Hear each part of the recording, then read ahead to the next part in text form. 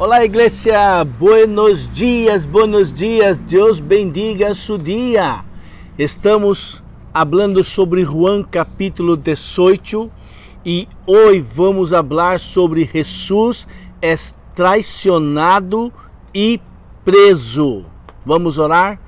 Padre, bendiga nossas vidas através da ministração da Tua Palavra. Que o Teu Espírito Santo, Senhor, aplique em nossas vidas Tua Palavra. Ensina-nos, Senhor. Oramos humildemente no nome de Jesus, perdão dos nossos pecados, purificação dos nossos pecados. Esta é a nossa oração no nome de Jesus. Amém. Muito bem. Quizá vocês possam se acordar que Jesus estava no Monte dos Olivos, no Getsemani, com seus discípulos orando, e Jesus, na terceira vez, se acerca aos seus discípulos e diz: não pudeste velar por mim nem uma hora pelo menos? Basta, vamos-nos. O traidor se acerca. E em este momento, Mateus 26 narra desta maneira: todavia estava hablando Jesus quando chegou Judas, um de los 12, e lo acompanhava uma grande turba armada com espadas e palos, enviada pelos jefes de los sacerdotes e los ancianos del pueblo, com lanternas, tochas e armas, vinda da parte dos principais dos sacerdotes e dos anciãos del pueblo. Bem, Judas, que vendeu Jesus, que traicionou Jesus e que hizo um acordo com os principais e com os sacerdotes. Judas chega nesse momento, como diz o texto, com uma grande turba. Eu quero te dar uma ideia de la quantidade de pessoas que estavam ali, mais ou menos. Um destacamento ou uma escolta é composta de mais ou menos 500 a 1000 homens. Os guardas do templo, que eram judeus, eram os levitas que guardavam o templo e estavam com eles, não temos uma noção de la quantidade, mas vamos pensar que a escolta era de 500 homens e tinha já 50, 100 guardas do templo, mais ou menos. Estamos falando de 600 pessoas quase para prender Jesus, que é um homem, e mais 11 discípulos. Bem, Judas traiciona Jesus com um beijo, e ele havia hablado posteriormente, antes, que aquele a quem eu besar, este lo prendei e lo levai com segurança. Temos que imaginar que naquele momento, estamos falando, um dos comentaristas diz que todo isto passou mais ou menos entre 1 da manhã e 5 da manhã. Todo o processo de prender a Jesus, ir até a casa de Anás, ir até a casa de Caifás e o sinédrio rusgando ele. Todo isso passou na madrugada de jueves. Então, se era um lugar escuro, e eles se acercaram àquele lugar com antorchas, lanternas, para poder mirar, e eles queriam estar seguros que iriam prender verdadeiramente Jesus. Eu penso que naquele momento todos tinham barba, todos tinham pelo largo, se vestiam mais ou menos igual, e numa noite, numa madrugada escura, como saber quem era? Mas Judas, como havia estado com Jesus por 3 anos, todos os dias desses 3 anos e todas as noites, Judas conhecia muito bem Jesus, e ele sabia quem era Jesus, e ele queria levar a Jesus preso através desses homens. É interessante que ele diz: levai-o com segurança, ou com cuidado. Ele diz que ao levar com cuidado, levar com segurança, seria no caso para que ele não escape, Não seria este o caso? Ou não lastimem, por favor, cuidem bem dele. Na verdade, Judas, ele tinha um coração dividido. Desejava servir a Jesus, mas também desejava estar bem com os sacerdotes, com o mundo, com os judeus. Ele estava atrás de riqueza, ele vendeu Jesus por 30 moedas de prata. Este era um homem dividido que quer servir a Jesus, ao Senhor e servir ao mundo. Nós outros conhecemos muitas pessoas que vivem desta maneira, pessoas que estão na igreja, que querem fazer a vontade do Senhor, desejam a ser, mas não têm força para ser, porque é um coração dividido, e quando está no mundo, no trabalho, na escola, são outro tipo de pessoas. Não parece que é aquele cristiano que eu mirei domingo, que eu estuve com ele domingo.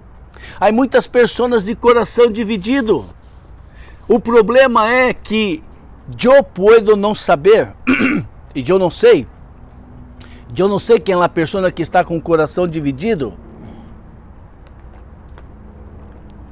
Você não sabe, mas é o Senhor que conhece todas as coisas e sonda todas as coisas. É o Senhor sabe a pessoa que tem o coração dividido.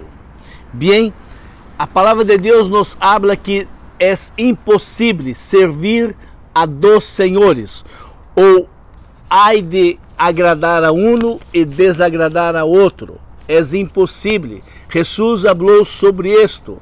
Bem, em este momento em que chega a grande turba, diz o texto em João 18, 4, 5. Jesus, que sabia todo o que ia suceder, lhes saiu ao encontro. A quem buscam? Les perguntou Jesus. E eles contestaram: a Jesus de Nazaré. Eu sou. Judas, o traidor, estava com eles. E quando Jesus lhe disse: eu sou, deram um passo atrás e se desplumaram, caíram ao piso. Bem, Jesus nasceu em Belém da Judeia, exatamente de acordo com as profecias. Quando Herodes determinou matar todos os ninhos, quando ele supo que havia nascido o Messias, e ele tinha medo e pensava que que o novo rei nasceu, ele pensava que o rei ia tomar conta de seu posto e de toda a sua descendência. E como os magos não regressaram e não disseram onde estava Jesus, ele mandou matar todos os ninhos de 2 anos abaixo, ou para baixo. Bem, José, avisado desta situação, mandou que José, Maria e Jesus foram para o Egito. E depois que Herodes morreu e seu filho assumiu o trono, Deus disse para que regressara e mandou regressar para Nazaré, uma pequena cidade allá. E então Jesus se quedou conhecido Jesus de Nazaré. E então, quando eles diziam Jesus de Nazaré, os judeus, eles estavam burlando de Jesus, dizendo: como pode você dizer que é o Messias, se você nasceu em Nazaré, se você vino de Nazaré? E burlavam de Jesus.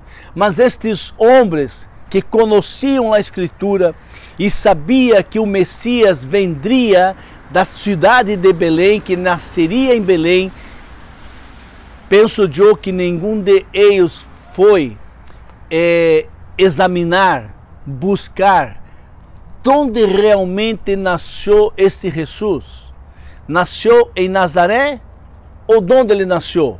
E então eles burlavam, dizendo que Jesus é de Nazaré da Galileia e ele não poderia ser o Messias, pois todas as profecias diziam que viria de Belém da Judeia. Bem, Jesus uma vez mais sendo humilhado, uma vez mais com muita mansidumbre e humildade, Jesus não se importou com isto, como por muitas coisas. Jesus não peleou, não se defendeu, nada. Bem, então se eles dizem Jesus de Nazaré, e quando Jesus diz, eu sou, eles caem ao piso. Por que será que eles caíram ao piso? Por que será que aqueles homens armados caíram ao piso? É o poder divino. É o Deus Criador do céu e da terra que estava ali delante daqueles homens. É a majestade, a autoridade de Jesus que estava ali. E a presença de Deus. Isso com que eles se desplumassem e caíssem ao piso. É interessante que quando isso estava passando, Judas se acerca, dá um beijo em Jesus e prendem a Jesus. Ele diz assim, Judas, Rabi, Rabi, lhe dijo e lhe deu um beijo. E Jesus diz, amigo, lhe replicou Jesus, amigo, a que vienes? O que viniste a ser? Judas, com um beijo traicionas ao Hijo do Homem, uma vez mais. Jesus ponendo cara a cara com Judas, dizendo, você vindo para me traicionar, você não vindo para me mirar, você não vindo para me saludar. Judas, eu te dije allá, algumas horas antes, que você iria me traicionar, Judas. Arrepinta-se, há tempo todavia. E Judas já havia traicionado a Jesus. E Jesus dá uma ordem. E pela segunda vez, os soldados perguntam, Jesus regressa e pergunta, a quem busca? A quem buscais? Volveu perguntar a Jesus. E eles disseram, a Jesus de Nazaré. Já lhe dije, sou eu. Se és a mim a quem buscam, deixem que estes se vayam. E isto se sucedeu para que cumprira o que havia sido dito. Daquele que me diste, nenhum se perderam. Bem, esses soldados estão para prender a Jesus.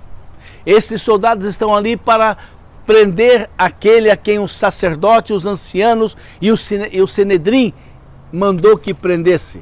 E Jesus dá uma ordem, eu sou a quem vocês buscam. A estes deixem em paz, deixa que se vaia. Bem, eu penso que uma tropa tão grande de soldados, eles não viriam somente para prender a Jesus, mas prender a todos os seus discípulos.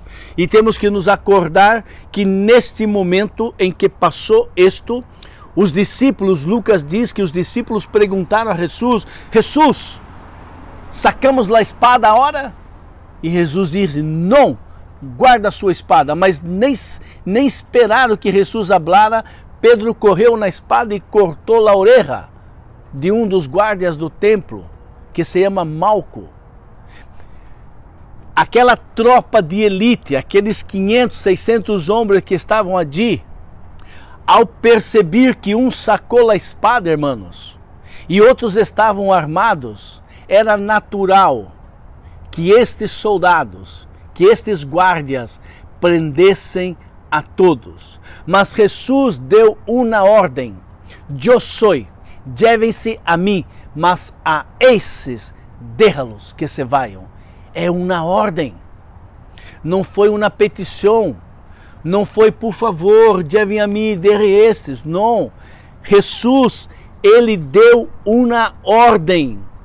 E esta ordem se cumpriu e nenhum dos discípulos foram presos. Jesus é rei, Senhor dos senhores. Se estes soldados, quando Jesus dijo, eu sou a quem buscaram, eles deram um passo atrás e se desplumaram no piso, com toda a autoridade de Jesus, é a mesma autoridade que dijo a eles, eu sou, devem-se a mim, mas a estes deixem que se vaya. É o poder de Deus. Um detalhe, quando Jesus sanou a orelha de Malco, quando Jesus restaurou a orelha que foi cortada, a Bíblia não habla, mas é possível que esse Malco possa ter se convertido ao mirar este milagre.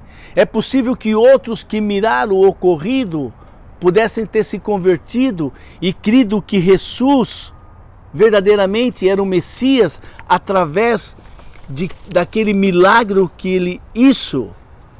Pode ser, não sabemos. Não sabemos quantas pessoas podem ter sido movidas a crer em Jesus através daquele milagre. Nós outros não sabemos. Mas nós outros sabemos que a Bíblia habla que muitos que estavam mirando Jesus, que conheceram a Jesus nesses 3 anos de ministério, todos os milagres e curas e sanidade que Jesus hizo, não foi suficiente para convencer a todos. Vocês se acordam da passagem que está em Lucas 16, 31, em que o rico e Lázaro morreram? O rico foi para o Hades, que é inferno, e Lázaro foi para o Seol, que é o cielo. E o rico mirando a Lázaro e ele ali atormentado, queimando, lleno de dolor, ele pediu: Padre Abraham, Padre, se o Senhor manda, se o Senhor envia a Lázaro dentre os mortos, que vá até a terra e hablem com mis hermanos. Ele não pensou em todos, ele pensou em sua família. Quizá eles possam crer que existe um céu, existe um inferno. Quizá eles possam crer que Jesus verdadeiramente é Senhor. E então se Abraão lhe contesta: se eles não hacen caso a Moisés e a los profetas, tampouco se convencerão, aunque alguém se levante dentre los muertos. É incrível. É incrível que pessoas veem, miram milagros e bendição e bendições que Jesus hace, lo hizo naquela época e lo hace hoje, e todavia não é suficiente para pessoas crer que foi Ele.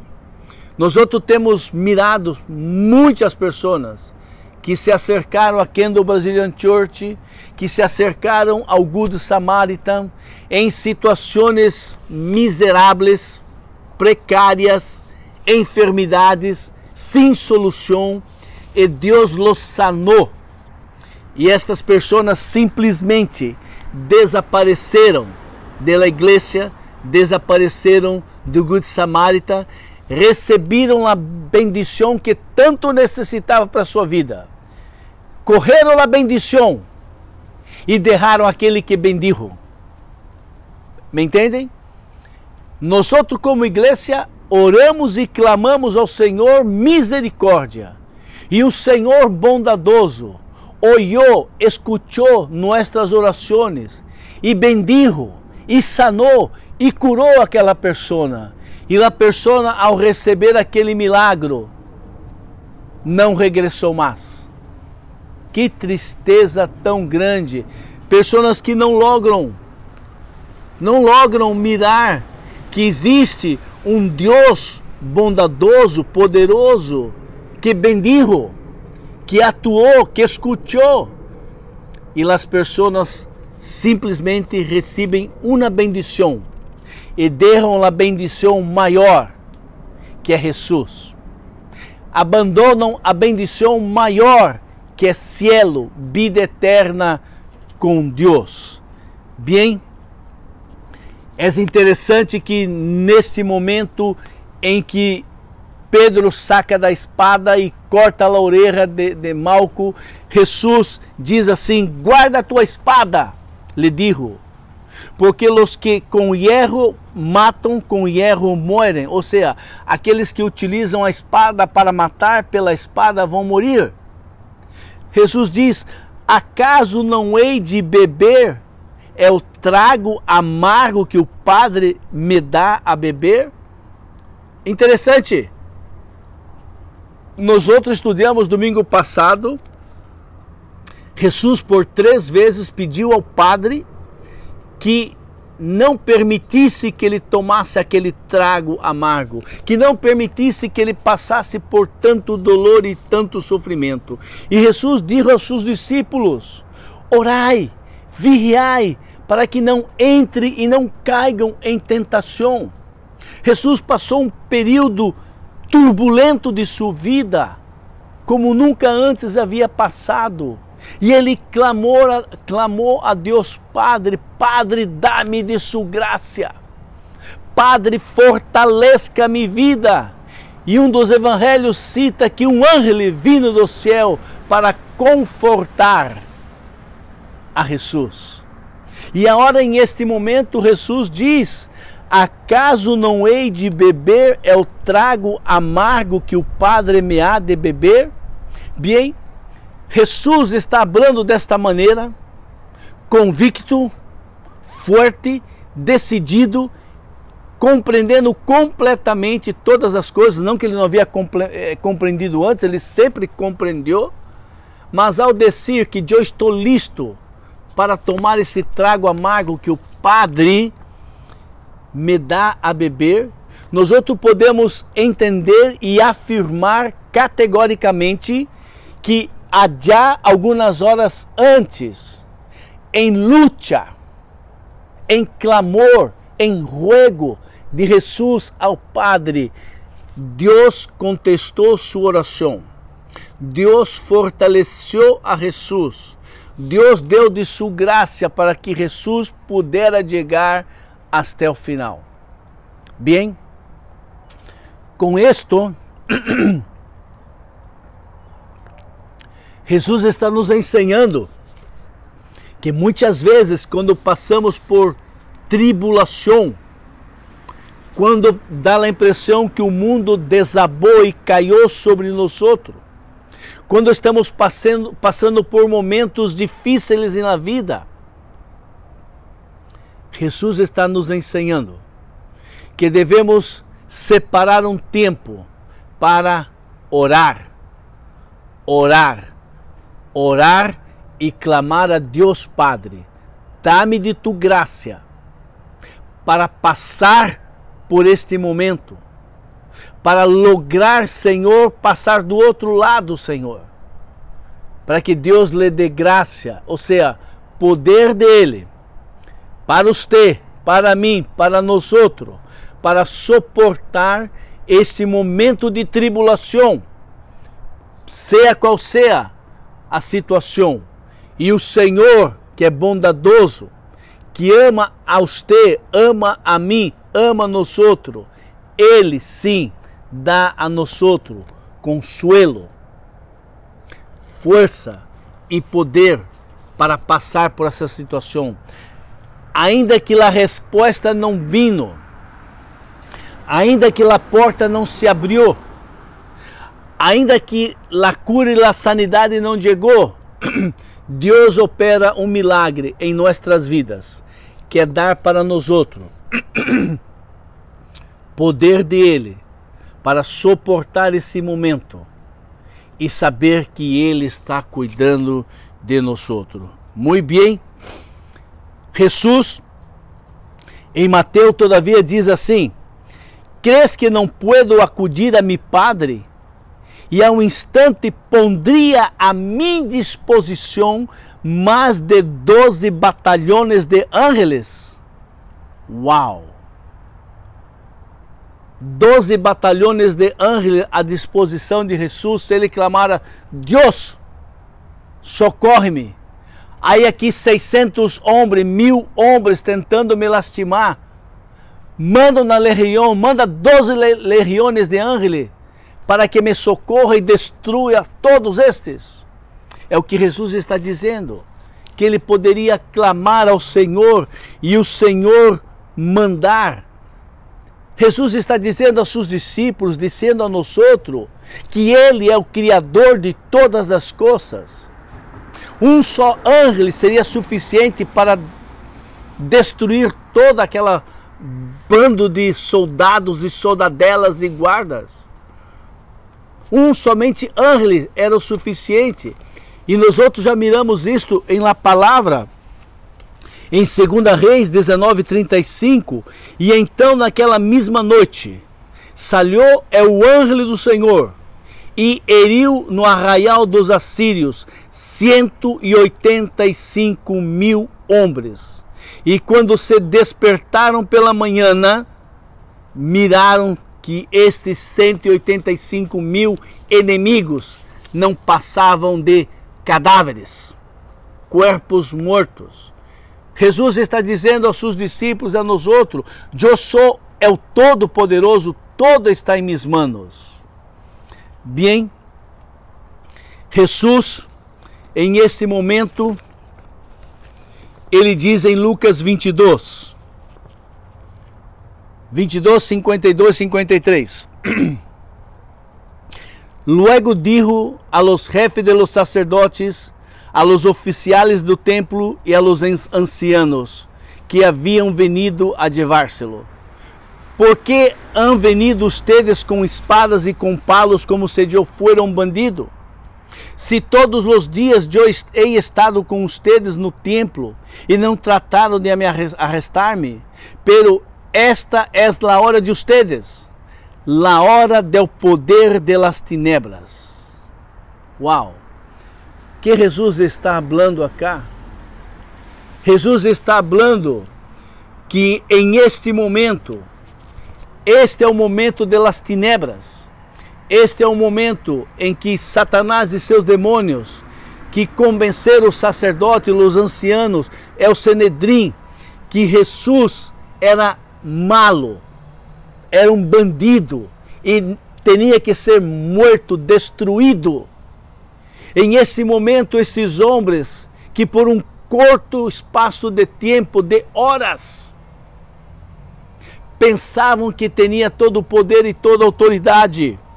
É interessante que neste momento é como se Jesus estivesse dizendo: não importa o quão difícil seja para mim, chegou a hora permitida para que ustedes se levantem contra mim.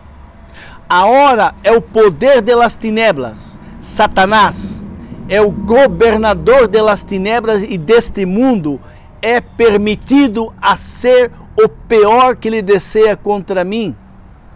Bem, Jesus, em este momento, está revelando, de acordo com o que lemos agora, que este é o momento de las tinieblas.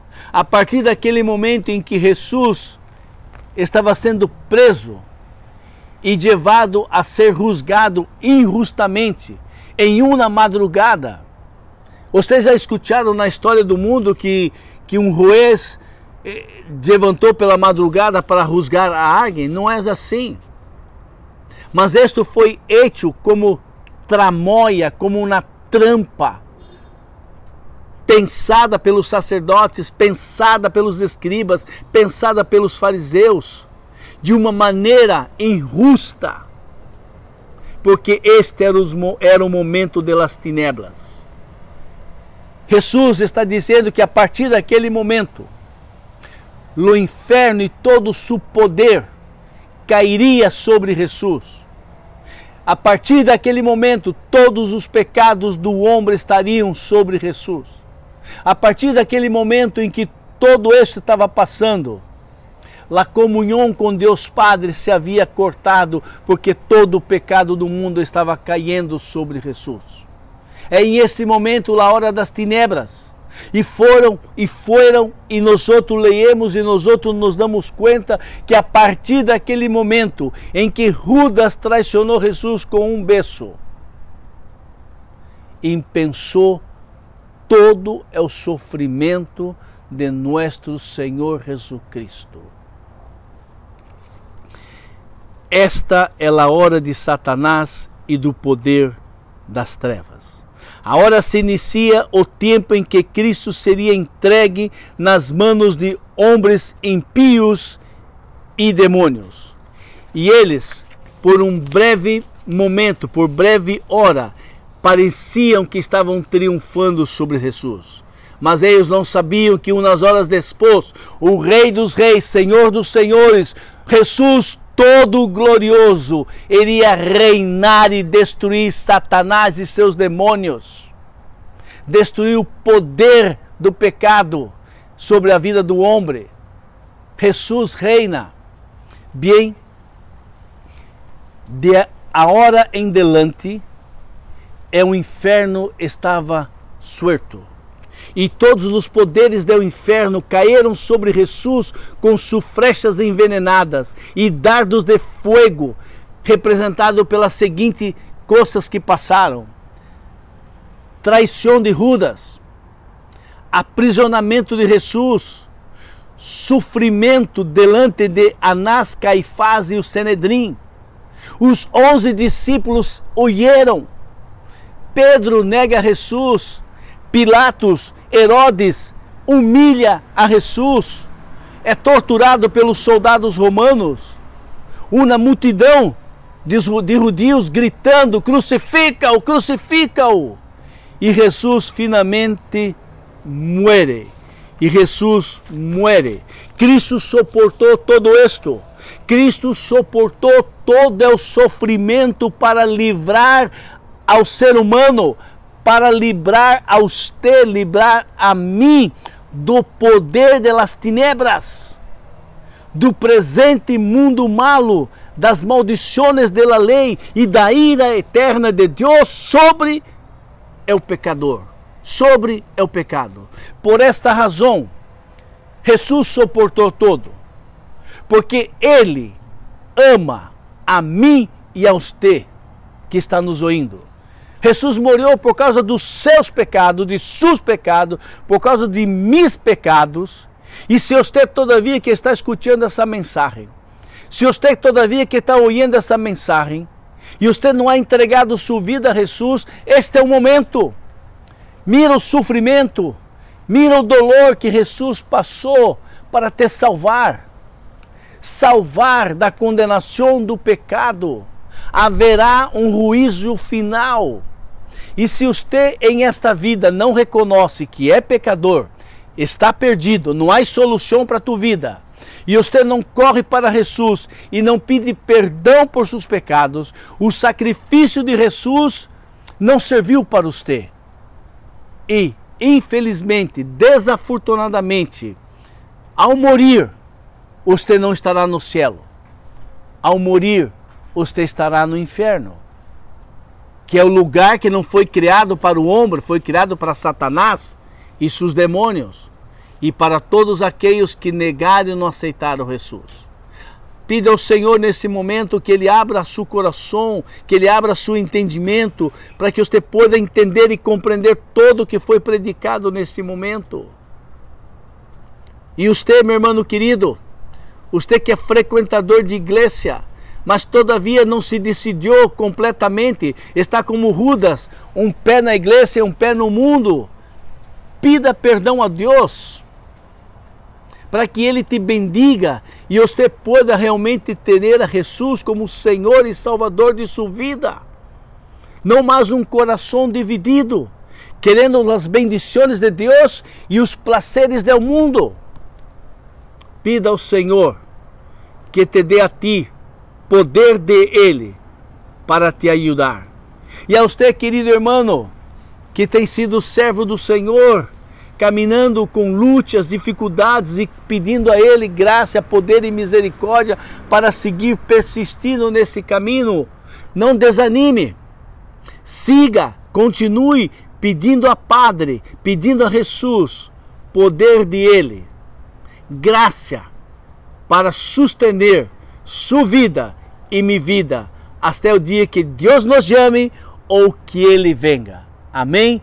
Que Deus bendiga esta palavra em sua vida. Padre querido, Padre amado, pedimos em nome de Jesus que o Senhor, o Deus Todo-Poderoso, pueda falar aos nossos corações desses que estão ouvindo. Ó Deus poderoso, Deus maravilhoso, ajuda-nos, Senhor, a viver para Ti. Ajuda-nos, Senhor, a seguir e obedecer os Seus mandamentos. Ajuda-nos, Senhor, a persistir nesse caminho, lado a lado com Jesus, ó Padre. Te necessitamos. e oramos humildemente no nome de Jesus. Amém. Que Deus, o Deus maravilhoso, misericordioso, bendiga a tua vida. Amém.